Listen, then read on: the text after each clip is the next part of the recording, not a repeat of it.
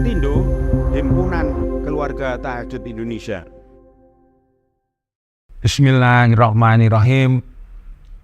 Bersama Allah yang Maha Pengasih, yang Maha Penyayang, alhamdulillah pada hari ini kita bisa menayangkan pelajaran tentang sholat tahajud kembali. Assalamualaikum warahmatullahi wabarakatuh.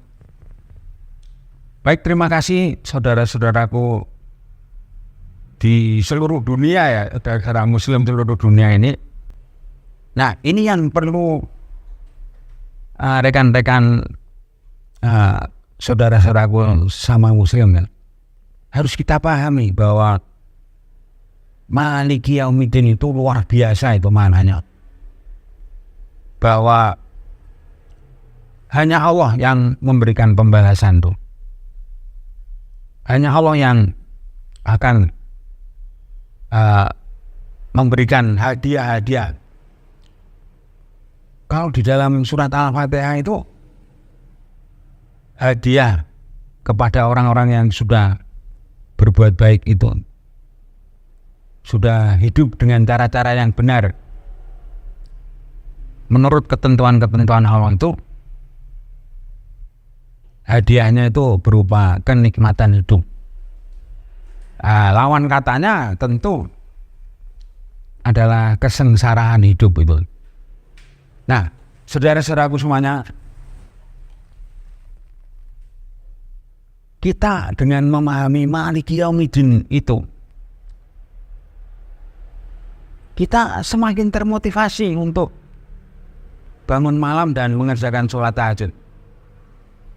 Mengapa? Karena sholat tahajud itu adalah sholat yang hadiahnya itu disebutkan di dalam Al-Quran. Yang pertama itu makom mahmudah itu kan, bahwa kamu pasti diangkat derajatnya ke tempat yang tinggi itu, ke tempat yang mulia. Nah, yang kedua, hadiah yang dirahasiakan oleh Allah itu disebutkan di dalam Al-Quran, bahwa kamu akan mendapatkan hadiah sesuatu yang tidak pernah terlintas di dalam hati, tidak pernah terlintas di dalam pikiran kamu, tidak pernah kamu bayangkan, tidak pernah kamu lihat, tidak pernah kamu hayalkan. Wah, ini luar biasa, ini hadiah dari Allah untuk sholat. Kemudian ternyata ada ayatnya di dalam Al-Quran yang menjelaskan penjelasan dari Pak Ustadz yang sangat terkenal tadi itu, bahwa Allah memastikan bahwa tidaklah sama orang yang mengerjakan sholat tahajud dengan orang yang tidak mengerjakan sholat tahajud. Nah, itu saja sudah apa ya, sudah bisa dijadikan pedoman oleh kita yang mau berpikir. Jadi Al-Quran itu mendorong manusia yang mau berpikir. Ada seorang yang meneliti ayat itu. Kata Allah, tidak sama orang yang tahajud dengan orang yang tidak tahajud. Nah, beliau itu, saya yakin ya, dari ide itu, dari informasi yang sangat penting itu, kemudian beliau meneliti indikator-indikator kesehatan orang yang tahajud tiap malam dengan indikator-indikator kesehatan orang yang tidak tahajud. Ternyata apa? Ayat Al-Quran tadi benar, bahwa ada bedanya. Nah, orang-orang yang malam-malam tahajud itu indikator-indikator kesehatan tubuhnya itu bagus-bagus semua. Nah, kemudian orang-orang yang tidak tahajud tadi, meskipun orang Islam tapi tidak tahajud itu indikator-indikator kesehatannya buruk kesimpulannya. Nah, jadi sudah pasti berbeda itu ya kan. Nah, kemudian yang saya cermati lagi, banyak dokter sekarang mau membuktikan kebenaran hadis Nabi Muhammad. Jadi hadis Nabi Muhammad itu mengatakan bahwa dengan sebab kamu sholat tahajud itu Allah mengusir semua penyakit dari dalam tubuh kamu. Saya kaget tuh mendengar statement Nabi Muhammad itu, bahwa satu-satunya cara, satu-satunya resep, satu-satunya amalan yang bisa mengusir semua penyakit di dalam tubuh manusia itu hanya amalan sholat tahajud. Wah, itu saya kaget itu. Nah, kemudian ada seorang dokter ahli jantung itu meneliti gerakan-gerakan sholat tahajud di waktu malam hari itu, ternyata benar itu menyehatkan jantung orang tersebut. Wah, itu kalau saya jelaskan mungkin perlu waktu sehari 2 hari itu. Karena penjelasannya panjang lebar itu. Bahkan beliau pakai video segala macam. Nah, kita nggak usah bertele-tele lah. Kita yakin bahwa apa yang disampaikan Nabi Muhammad itu pasti benar. Mengapa? Karena Nabi Muhammad SAW itu terkenal sebagai al-amin, orang yang sangat bisa dipercaya. Nah, kemudian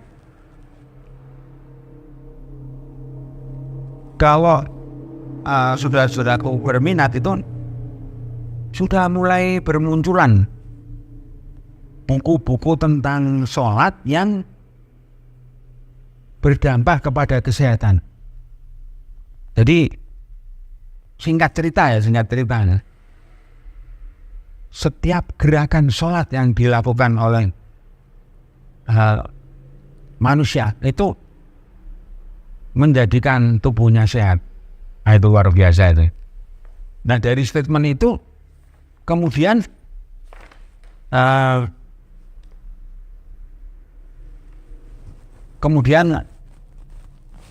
banyak orang yang penasaran, apa benar ajaran di dalam Islam itu seperti itu. Nah, ternyata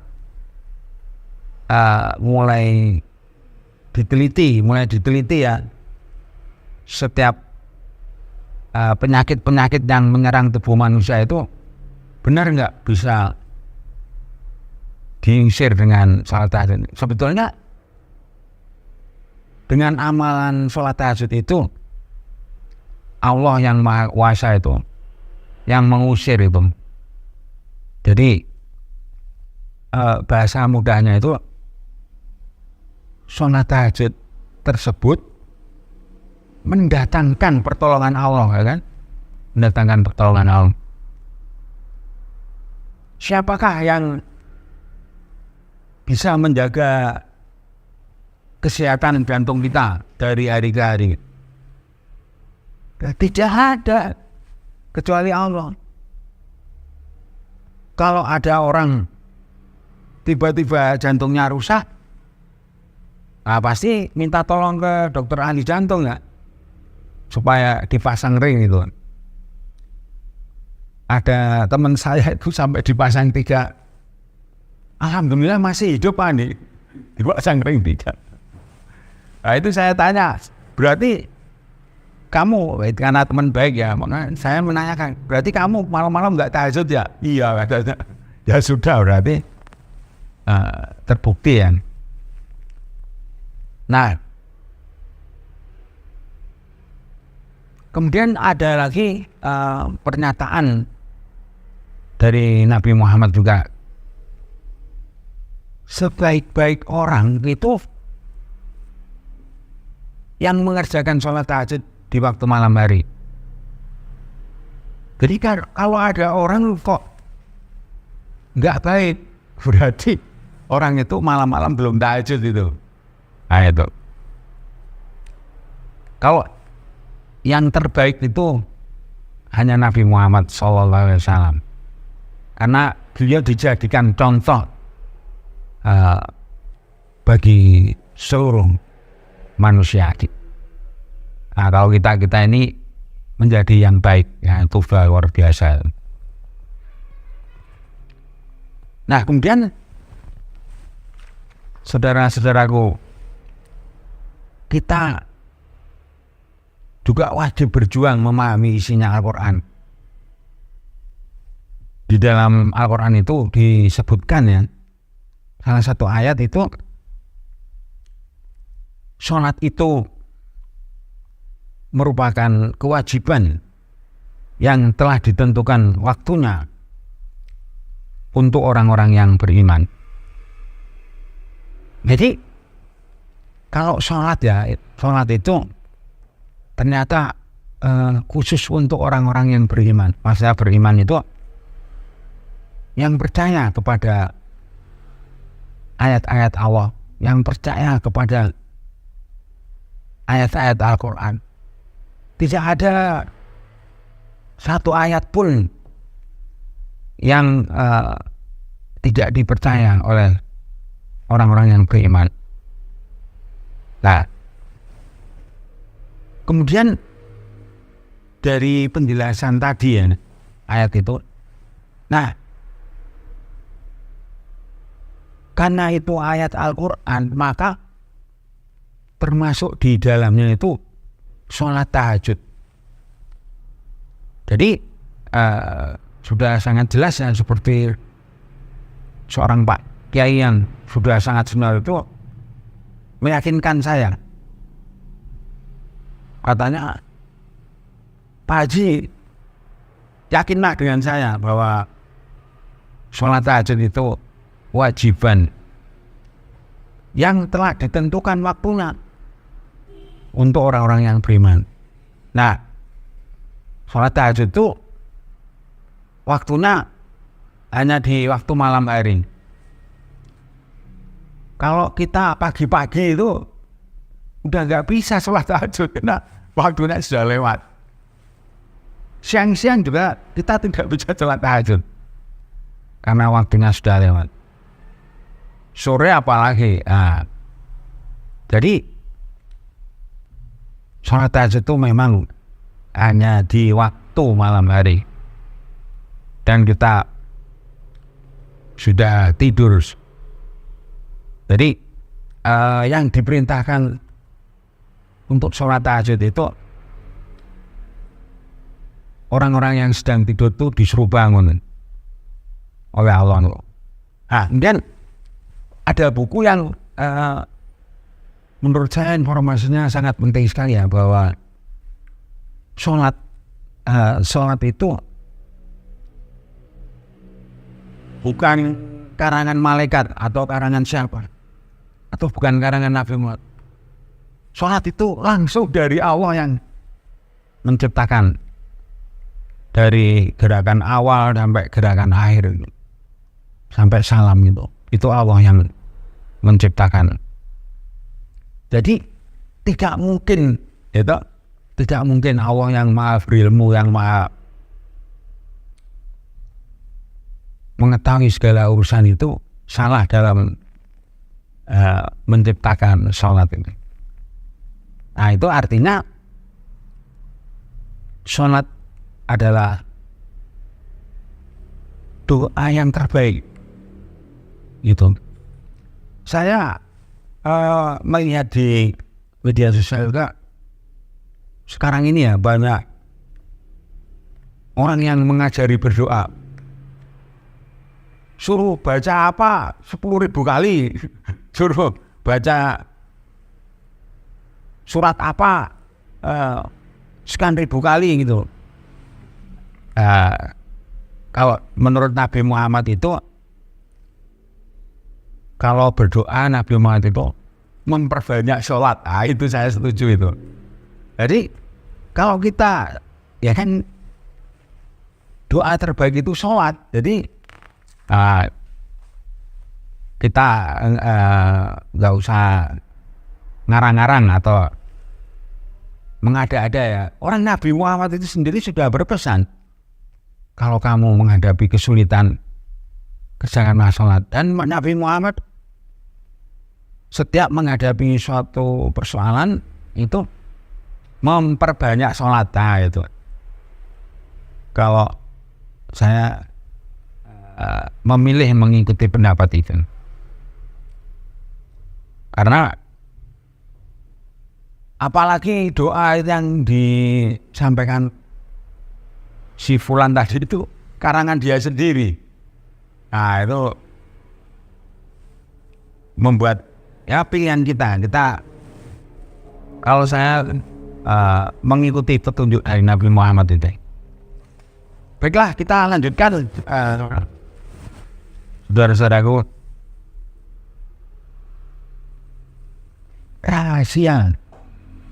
Rahasia di balik sholat tahajud itu luar biasa itu.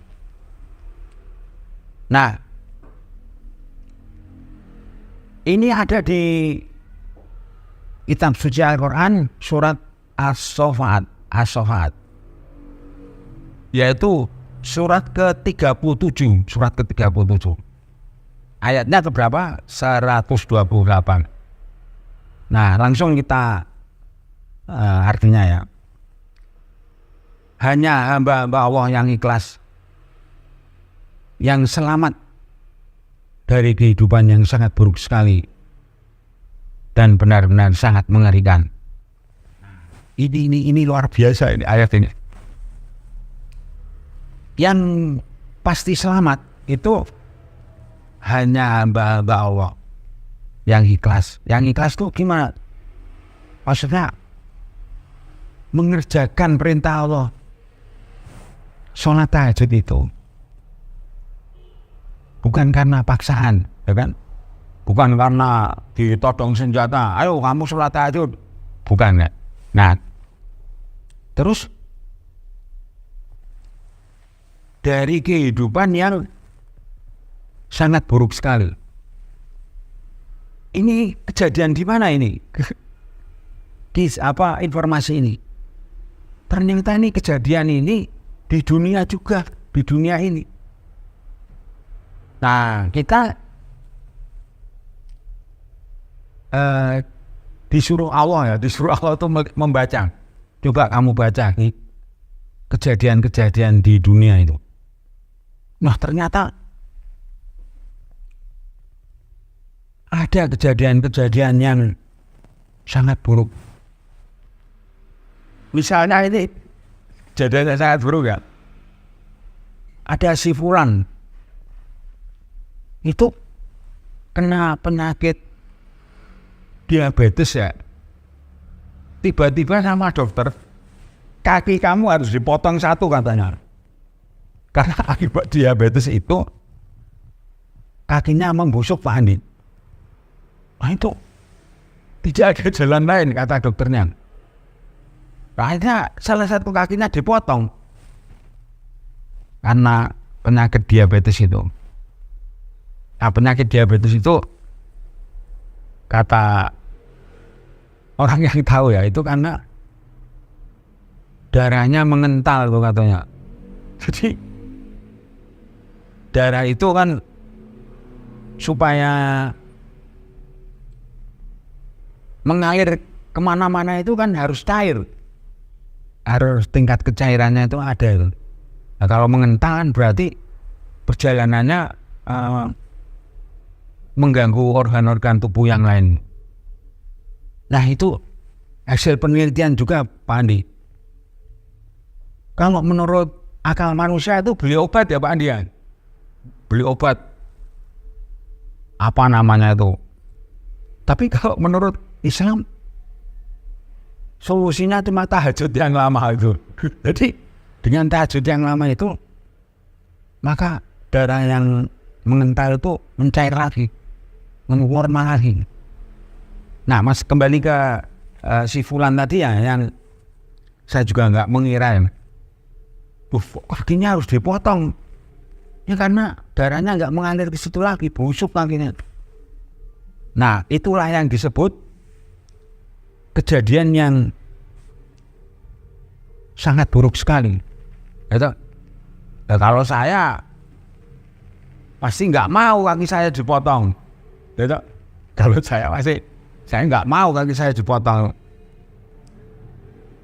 Karena kejadian dipotong kakinya itu merupakan kejadian yang buruk sekali itu. Kemudian apa lagi disebut?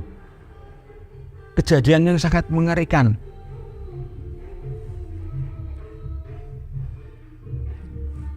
Nah, kejadian yang mengerikan itu apa ya contohnya kejadian yang mengerikan? Oh, ini kejadian yang mengerikan. Pak Andi, Pak Yosef. Tiba-tiba ada satu keluarga naik mobil. Nah, waktu melintas lintasan kereta api yang tidak ada palang pintunya itu sopirnya udah teng tong itu tetap nekat Pak Andi, tetap nekat nerobos itu. Nah, pas di atas rel si mobil itu tiba-tiba mati. Keretanya udah dekat langsung kesamber. Nah, itu satu keluarga ALM semua kemudian dapat gelar ALM almarhum. Nah itu, wah, itu kan bagi kita yang masih sehat ya, itu kejadian yang sangat mengerikan sekali itu. Nah, mengapa kejadian itu bisa terjadi? Karena tidak ada satupun dari penumpang mobil tadi yang malamnya tahajud. Itu kalau ada satu aja yang tahajud malam, akan diselamatkan sama Allah. Ya namanya Allah itu kan bisa menyelamatkan kan. Tapi kalau dia nggak mau menyelamatkan, ya dibiarkan aja kan kejadian itu. Nah, itu kejadian yang mengerikan. Nah, ini sedikit tambahan informasi ya. Mengapa kok kita tidak boleh menerobos lintasan kereta api? Atau kalau sudah bunyi teng tong kok kita tetap masa kenapa kita tidak boleh menerabas itu? Karena secara logika itu ketika kereta mau lewat itu rel kereta apinya menjadi magnet. Udah kebayang kan? Magnet segede itu mesin mobil pasti mati. Itu bukan karena ada jin atau ada setan di situ, bukan. Itu kan yang masih awam ya. Wah, di situ ada penunggunya kan? Di lintasan itu angker katanya. Bukan, karena sudah relnya itu ketika mau dilewati oleh kereta api tadi itu menjadi magnet. Nah itu. Jadi siapa hamba-hamba Allah yang ikhlas itu? Ternyata malam-malam yang tahajud itu. Gitu. Nah, kemudian ini ya, saudaraku. Jadi kita mengerjakan perintah Allah itu bukan karena terpaksa, tapi karena kita ikhlas. Ini ada buku yang luar biasa menerangkan. Jadi tidak benar Allah menyuruh kita sholat itu untuk kepentingan Allah. Wah, Allah pengen disembah, bukan. Allah disembah atau tidak disembah itu tidak berpengaruh terhadap Allah itu. Jadi Allah tuh memberikan perintah sholat tuh supaya manusia tuh menyelamatkan dirinya. Artinya apa? Artinya untuk memperoleh sesuatu itu tidak mungkin kita tanpa amal perbuatan itu maksudnya. Jadi itu yang harus kita catat ya. Kemudian intinya, jadi jaminan dari Allah kita pasti selamat dari kehidupan yang sangat mengerikan tadi, dari kehidupan yang sangat buruk itu, dari kehidupan yang tidak menyenangkan itu. Kuncinya adalah malam-malam tahajud itu. Itu bukan saya yang ngarang ya, tapi itu ketentuan dari Allah itu. Kita hanya sekedar menyampaikan ya, bahwa kita wajib membaca kejadian-kejadian di alam semesta ini dan mengerti, oh kejadian itu begitu, kejadian itu begitu ya. Jadi bahasa mudahnya, orang yang malam-malam tahajud itu pasti memasuki surga. Nah, surga itu ternyata maksudnya bukan merujuk pada suatu tempat, tapi merujuk pada suatu keadaan. Di keadaan yang nyaman, keadaan yang enak, itulah surga. Jadi surga itu tidak di Amerika, di mana, di Hollywood gitu, bukan, atau di Surabaya itu bukan, tapi dimanapun kita berada, selama kita bisa mendapatkan kehidupan yang enak-enak, itulah surga. Nah, kalau neraka itu kehidupan yang tidak enak. Jangan sampai kita memasuki kehidupan yang tidak enak. Karena dalam bahasa agama, kehidupan yang tidak enak itu apapun bentuknya, apapun wujudnya, itu adalah neraka.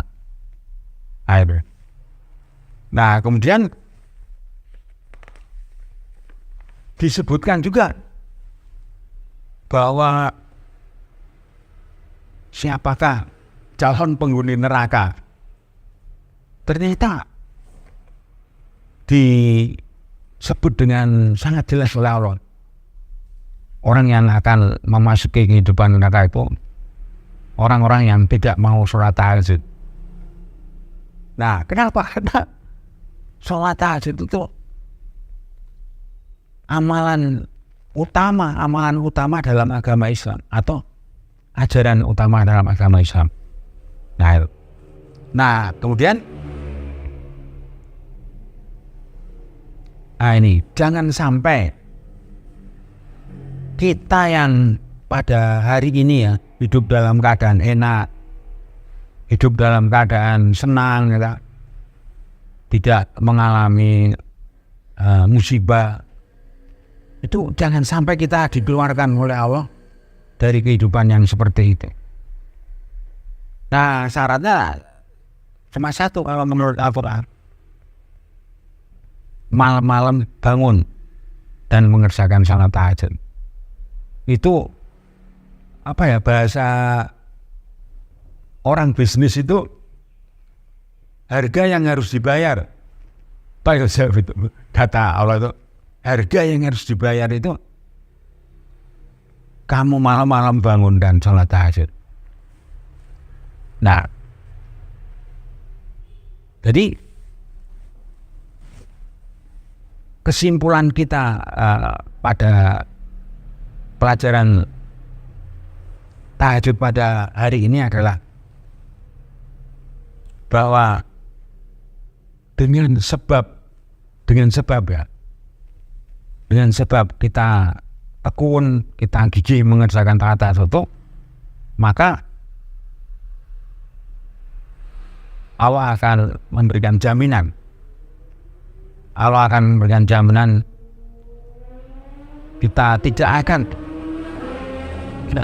memasuki kehidupan yang buruk. Kita pasti tidak akan memasuki kehidupan yang mengerikan. Kita pasti tidak akan memasuki kehidupan yang menyusahkan. Sebagaimana disebut di dalam surat Al-Fatihah yang tadi kita baca itu, ihdinas syiratal mustaqim. Ya Allah, pimpinlah kami ya Allah, supaya kami itu hidup dengan cara-cara yang benar menurut ketentuan-Mu ya Allah. Jadi makna ihdinas syiratal mustaqim itu kita minta dipimpin oleh Allah dalam menjalani kehidupan sehari-hari ini. Jangan sampai kita hidup dengan cara-cara yang tidak benar. Nah, cara-cara yang tidak benar itu misalnya kita menolak tahajud, kita males tahajud, kan? Ada ini intermezzo sedikit ya, ada netizen yang luar biasa itu. Dia memberikan komen, terima kasih Pak, kami sudah diingatkan untuk tahajud kembali. Nah, selama ini saya meninggalkan tahajud katanya. Tapi ketika saya tidak sengaja melihat video Bapak di YouTube itu, saya jadi tahajud lagi. Saya tidak mau dipimpin oleh setan gitu. Saya tidak mau, hidup saya nggak benar gitu. Jadi orang-orang yang tidak ingin dipimpin oleh Allah itu orang-orang yang meninggalkan Allah lah. Itu artinya apa? Dia minta dipimpin oleh setan hidupnya. Kalau setan yang memimpin hidup seseorang, tentu orang itu akan dijerumuskan ke dalam kehidupan yang sangat buruk. Tidak ada setan itu akan membawa seseorang ke kehidupan yang jauh lebih baik lagi. Itu. Nah, itu kemudian surat Al-Fatihah ayat yang terakhir tadi kemudian menjelaskan orang-orang yang sudah hidup dengan cara-cara yang benar sesuai petunjuk Allah, maka akan mendapatkan banyak sekali kenikmatan hidup. Nah, sementara orang-orang yang hidupnya semuanya sendiri ya, hidupnya dengan cara-cara yang tidak benar, menurut pendapat, menurut petunjuk Allah ya, maka pasti akan dihukum oleh Allah, tidak akan dibiarkan. Nah, kemudian di penutup surat Al-Fatihah itu waladzolin ya, itu maksudnya orang-orang yang tidak tahu. Atau maksudnya itu saya kaget itu ada buku menjelaskan waladzolin itu maksudnya orang-orang yang bodoh apa gitu. Saya kaget itu. Jadi orang-orang yang bodoh maksudnya tidak mengetahui ilmu-ilmu tentang tahajud ini, tidak mengetahui isinya Al-Quran, pasti akan hidup dengan cara-cara yang tidak benar. Hidup semaunya sendiri. Gitu. Ya kalau hidup semaunya sendiri kan, untuk apa malam-malam tahajud? Untuk apa malam-malam bangun? Gitu. Saya pernah tanya sama seseorang ya, kenapa malam-malam nggak tahajud? Wah, saya udah capek sekali Pak. Saya kerja sehari mungkin 15 jam mungkin katanya dia. Jadi saya udah nggak mau tahajud, karena saya butuh waktu istirahat yang lama katanya. Oh ya sudah. Nah itu tadi banyak alasan, mungkin ada sejuta alasan ya. Kalau kita bertanya kepada orang-orang yang tidak tahajud itu, banyak sekali alasan yang dikemukakan. Tetapi ingat di dalam surat Al-Fatihah tadi kan disebutkan kalau orang hidup tidak dengan cara-cara yang benar, pasti akan dihukum oleh Allah di kemudian hari, atau bahasa mudahnya itu akan disiksa oleh Allah. Baiklah, sebagai penutup kita tutup dengan doa. Saya pikir cukup ya Pak Andi ya. Nah baiklah. Nah kita tutup dengan doa. Ya Allah,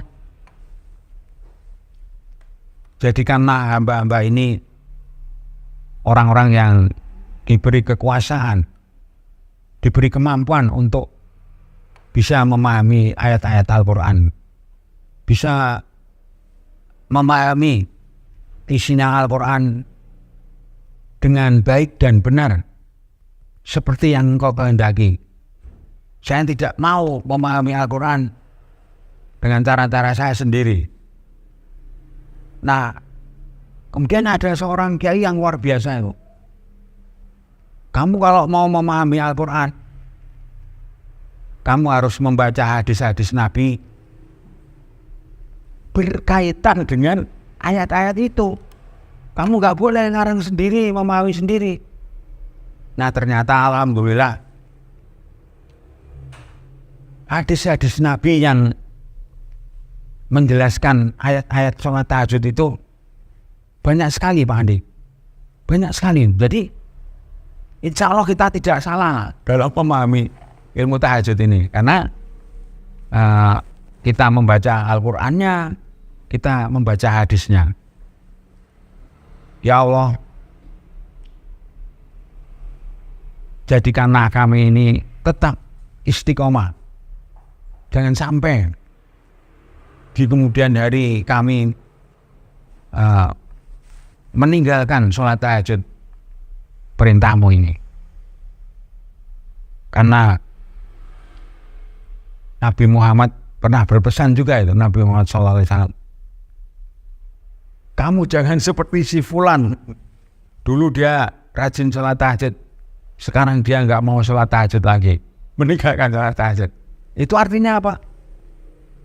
Selama kita masih hidup di dunia ini, selama kita masih diberi waktu oleh Allah, selama kita masih sehat begini, kita tetap mengerjakan sholat tahajud. Kita tetap mengerjakan sholat tahajud di setiap waktu malam hari. Sudah banyak buktinya, sudah banyak fakta-faktanya bahwa keistimewaan sholat tahajud, mukjizat sholat tahajud itu nyata itu. Bukan hayalan, bukan hayalan cerita. Para ahli kedokteran sudah membuktikan bahwa dengan sholat tahajud itu Allah menjadikan kamu sehat terus sehat. Baiklah saudara-saudaraku semuanya, kita tutup pelajaran tentang sholat tahajud pada hari ini dengan mengucapkan Alhamdulillahirabbil alamin. Ajak keluarga kita, ajak saudara-saudara kita untuk terus menekuni, terus belajar ilmu tentang sholat tahajud ini. Sebagaimana pernah kita sampaikan, sholat tahajud ini ilmunya sangat banyak sekali. Bukunya aja sampai 140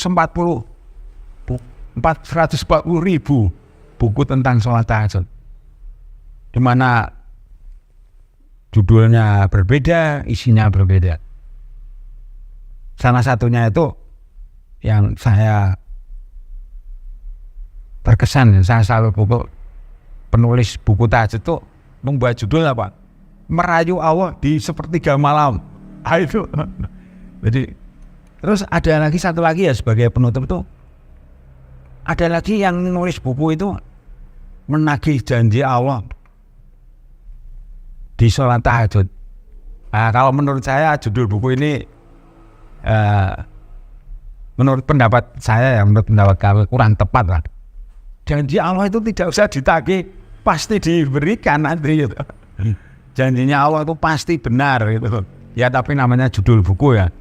Ayo, baiklah kita tutup dengan mengucapkan alhamdulillahirabbil alamin. Assalamualaikum warahmatullahi wabarakatuh. Salam tahajud. Hakatindo, Himpunan Keluarga Tahajud Indonesia.